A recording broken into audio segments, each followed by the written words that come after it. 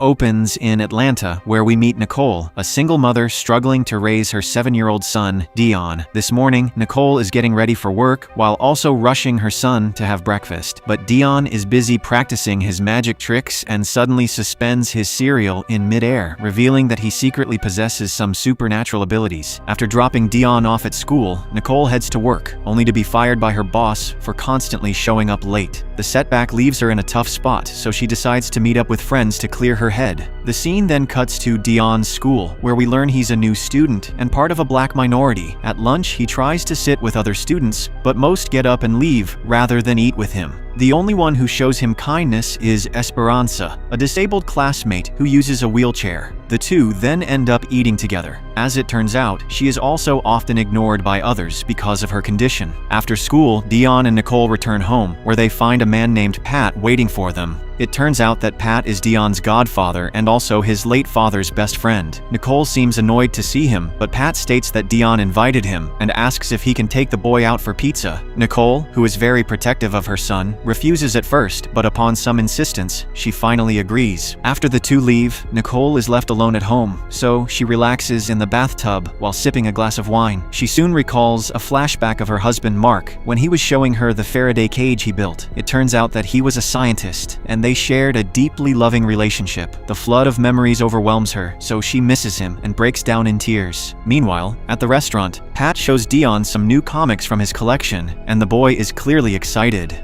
Dion then steers the conversation toward his father and asks Pat how he died, since his mom never tells him anything. He says he only knows that his father disappeared and that his body was never found. Pat doesn't give him much information, while Dion holds on to hope that his dad will return someday. Shortly after, Pat drops off Dion at his house and also hands over the pizza he brought for Nicole. Later, when mother and son are alone, Dion once again uses his powers, making his Legos and other objects in the room float, which shocks his mom. However, he soon loses control and aggressively moves everything around the room, causing significant damage. Finally, as Nicole is about to be hit by a lamp, Dion manages to stop it, while Nicole is horrified by what she just witnessed. Freaked out, Nicole takes her son to the hospital, where her sister Kat works as a doctor. Kat carefully examines her nephew, but she can't find anything wrong with him and assures her sister that everything is okay. But Nicole disagrees and explains how Dion was floating things around the room, which Kat finds hard to believe. She begins to think Nicole might not be in the right mental state and could be imagining things. With no other choice, Nicole returns home with her son and finally decides to tell him the truth about his dad. She reveals that he was caught in a hurricane and died while trying to save a stranger named Charlotte Tuck from drowning. Dion feels proud that his dad died